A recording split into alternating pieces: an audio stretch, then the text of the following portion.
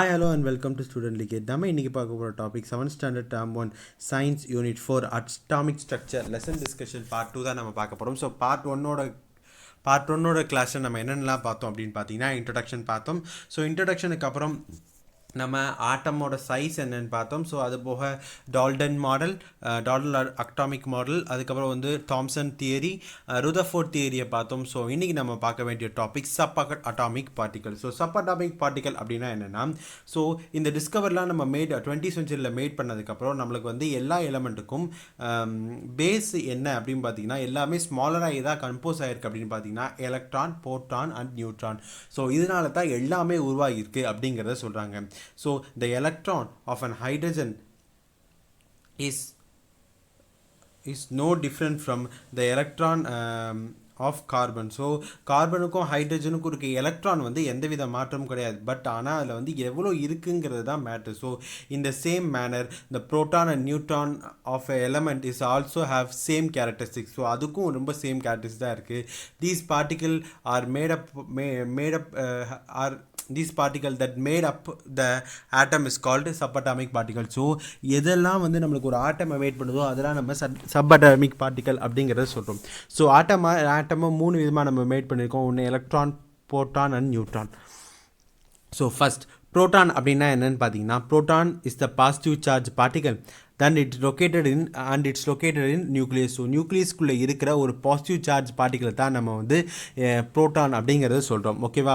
So the positive charge of a same magnitude as that of electron in negative charge. So எந்த அளவுக்கு negative charge electron இருக்கோ அந்த அளவுக்கு positive charge புரோட்டான்ஸும் அந்த ஆட்டமில் இருக்கும் அப்படிங்கிறது சொல்கிறாங்க. ஸோ இதை நான் சொல்கிறது அப்படியே வேகாவே பார்த்துட்டு வாங்க. நான் உங்களுக்கு ஒரு டயக்ராமாக போட்டு காட்டுறேன், அப்புறம் உங்களுக்கு புரிஞ்சிடும். ஸோ நியூட்ரான் அப்படின்னா வந்து என்னென்னா, neutron is inside nucleus. So நியூக்ளியஸ்குள்ளே இருக்கிற இப்போ புரோட்டான் இருக்க மாதிரியே புரோட்டான் கூடயே இன்னொன்று ஒரு ஜீவன் இருக்குது, அதுதான் நம்ம நியூட்ரான் சொல்கிறோம். So neutron does not have any charge. அதுக்கு எந்த சார்ஜும் கிடையாது. எய்தர் பாசிட்டிவ் ஆர் நெகட்டிவ், 2 சார்ஜுமே கிடையாது. அது வெறும் சார்ஜ்லெஸ் பார்ட்டிகல். ஓகேவா? Excepting hydrogen,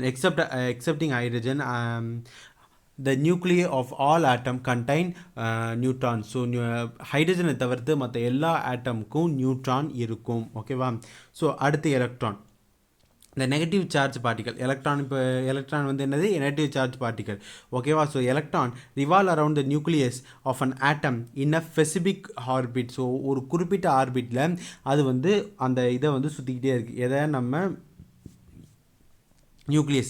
The mass of the electron is negligible as compared to the proton and neutron. So நியூட்ரானையும் புரோட்டானையும் மட்டுமே நம்ம மாஸு கன்சிடர் பண்ணுவோம். அந்த இடத்துல நம்ம எலக்ட்ரானை விட்டுருவோம். ஸோ இது ரொம்ப இம்பார்ட்டண்டான பாயிண்ட், நீங்கள் அதை தெரிஞ்சுக்க வேண்டிய பாயிண்ட். ஸோ மாஸ் நம்பர் நம்ம படிக்கும்போது நம்ம நியூட்ரானையும் புரோட்டானையும் மட்டும்தான் கனெக்ட் பண்ணுமே தவிர எலக்ட்ரான் நம்ம கணக்கில் வரவே வராது.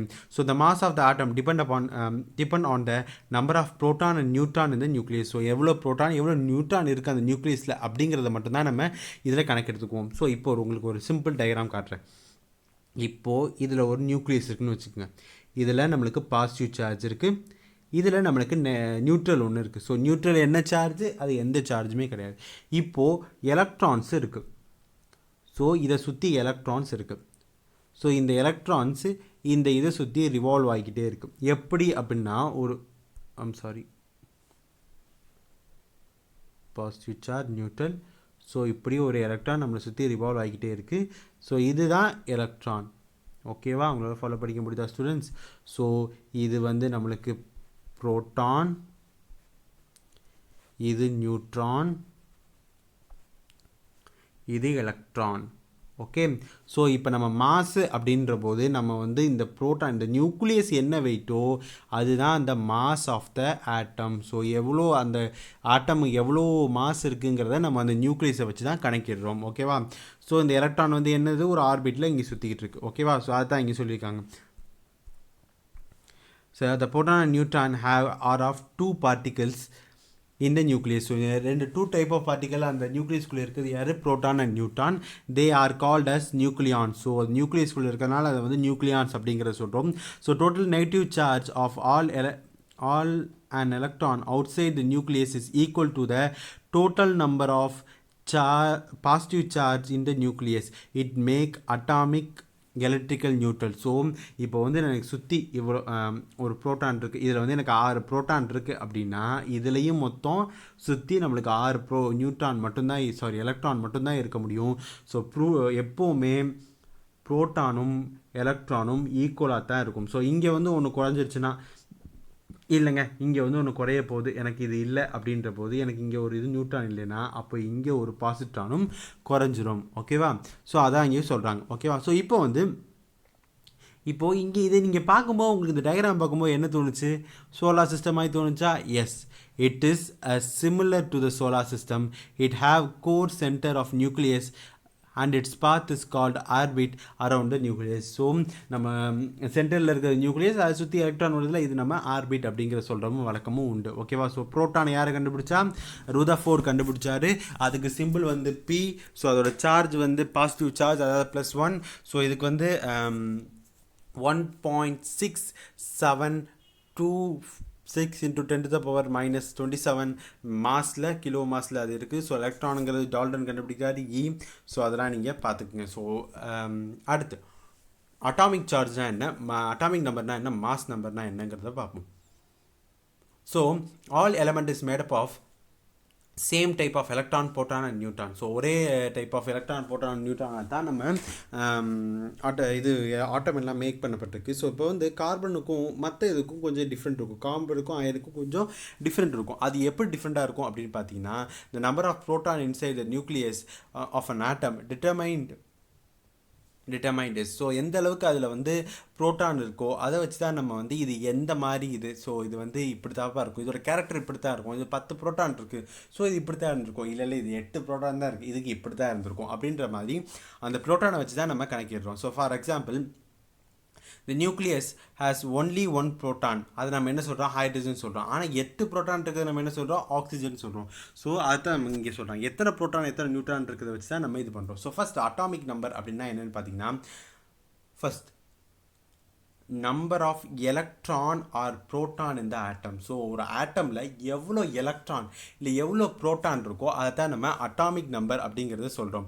ஓகேவா? ஸோ இதை வந்து நம்ம என்ன சிம்பிள் இது பண்ணுறோம்னா இசட் அப்படிங்கிற சிம்பிளில் பண்ணுறோம். இங்கே வந்து பாருங்கள் ஒரு எக்ஸாம்பிள் கொடுத்துருக்காங்க. இப்போ ஹைட்ரஜன் எடுத்துட்டிங்கன்னா எத்தனை ப்ரோட்டான் இருக்குது? ஒரு ப்ரோட்டான். எத்தனை எலக்ட்ரான் இருக்குது? ஒரு எலக்ட்ரான். அப்போ இதோட அட்டாமிக் நம்பர் என்ன? 1 + 1 2 சார் அப்படின்னு சொல்லிடக்கூடாது. எய்தர் ப்ரோட்டான் எடுத்துக்கங்க இல்லை எலக்ட்ரான் எடுத்துக்கங்க. அப்போது இதோட அட்டாமிக், அதாவது ஹைட்ரஜனோட அட்டாமிக் நம்பர் என்ன? 1. ஓகேவா? இப்போ பாருங்கள், நம்ம ஹீலியம் எடுத்துக்கங்க. ஹீலியத்தில் எத்தனை ப்ரோட்டான் இருக்குது? 2 ப்ரோட்டான் இருக்குது. எத்தனை எலக்ட்ரான் இருக்குது? 2 எலக்ட்ரான் இருக்குது. அப்போ இதோட வேலன்சி என்ன? வேலன்சியில் இதோட அட்டாமிக் நம்பர் என்ன? 2. ஓகேவா? ஸோ இப்போ இங்கே பாருங்கள், ஆக்சிஜனோட அட்டாமிக் நம்பர் என்ன? நீங்களே சொல்லுங்கள். கரெக்ட், 8. ஓகேவா? ஸோ அதான் இங்கே அவங்க சொல்கிறாங்க. ஸோ மாஸ் நம்பர் அப்படின்னா என்னங்க அப்படின்னா,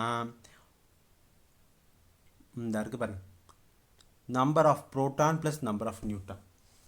எவ்வளோ ப்ரோட்டான் ப்ளஸ் நம்பர் ஆஃப் நியூட்ரானுக்கு கால்குலேட் பண்ணோம்னா அதான் நம்மளுக்கு மாஸ் நம்பர். ஓகேவா? இப்போ இங்கே இதே ஹைட்ரஜன் எடுத்துக்கங்க. இதில் எத்தனை ப்ரோட்டான் இருக்குது? ஒரு ப்ரோட்டான் இருக்குது. ஹைட்ரஜனில் எத்தனை நியூட்ரான் இருக்குது?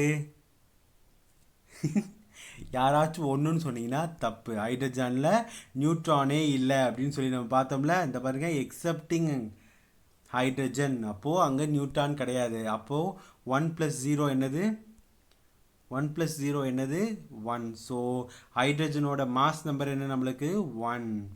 ஓகே. ஸோ அதை எப்போ டினோட் பண்ணுறோம்னா ஏங்கிற லித்தியம் போர்டை வச்சு நம்ம யூஸ் பண்ணுறோம்.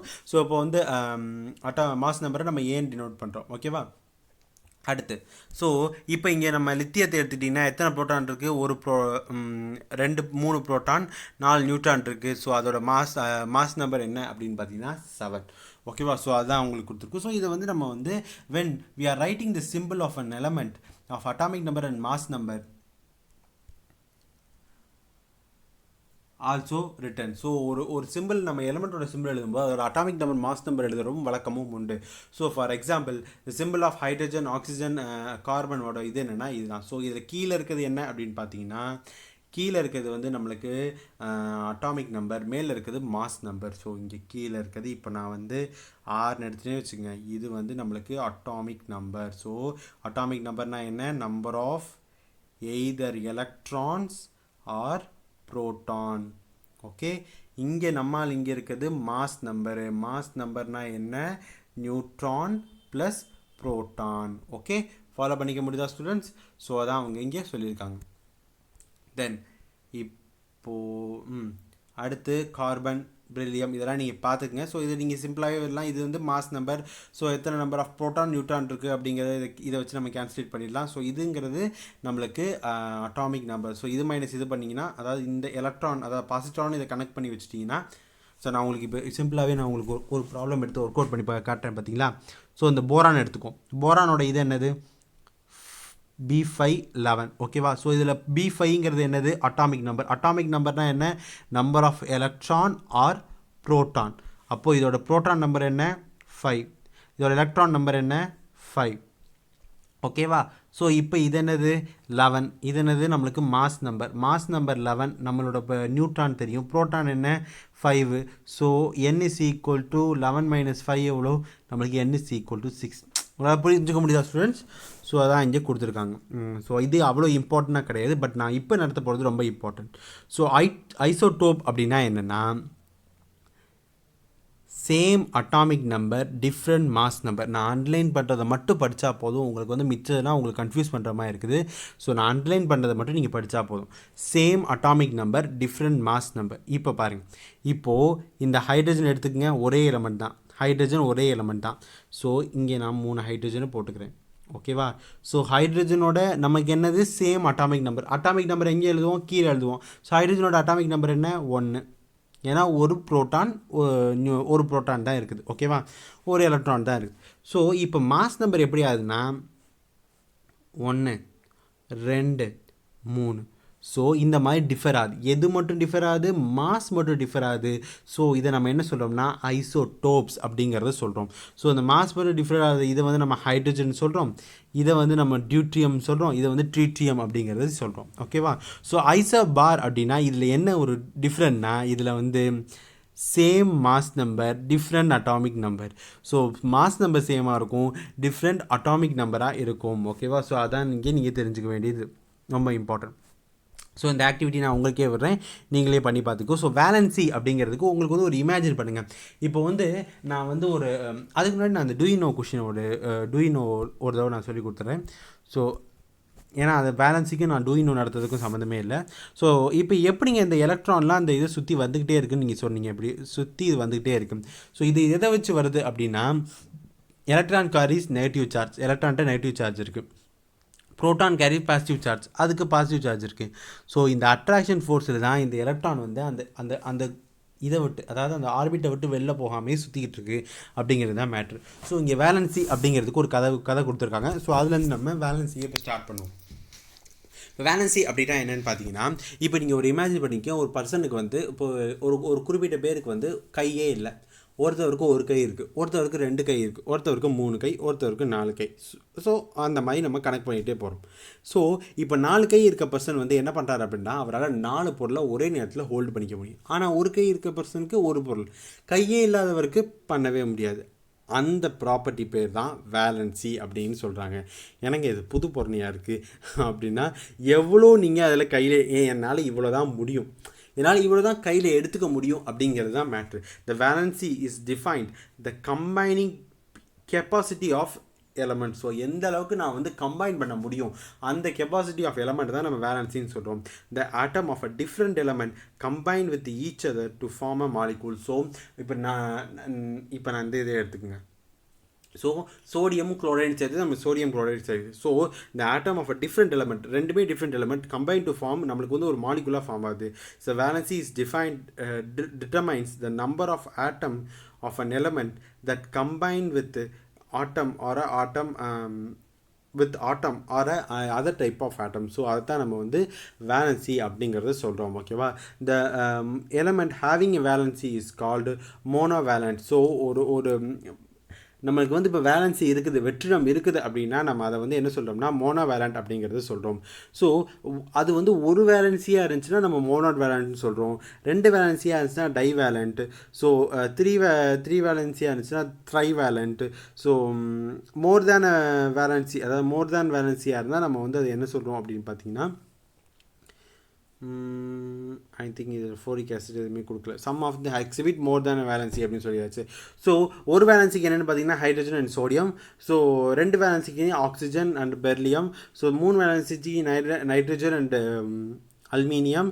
தென் மோர் தேன் 1 வேலன்சிங்கிறதும் எக்கச்சக்கமாக இருக்குது. எக்ஸாம்பிள் ஃபோரிக் ஆசிட், ஃபோராக்கிக் acid, okay, phosphorous acid, phosphoric acid and ferrous oxide. Sorry, நான் கொஞ்சம் தப்பாக சொல்லிட்டேன். ஓகேவா? ஸோ இந்த இதெல்லாம் நீங்கள் பார்த்துக்குங்க. ஸோ இவ்வளோ தான் நம்மளுடைய வேலன்சி பற்றி பெருசாக நீங்கள் கவலைப்பட்டுக்க வேணாம். ஸோ குறிப்பிட்ட அளவுக்கு தான், அதனால் நம்ம அந்த இதை ஃபாலோ படிக்க முடியுங்கிறத மட்டும் நீங்கள் தெரிஞ்சுக்கங்க. ஸோ ஓகே, இதோட இந்த லெசன் முடிஞ்சிச்சு. உங்களுக்கு இந்த வீடியோ பிடிச்சிருந்துச்சுன்னா like, share and subscribe to student league. Thank you.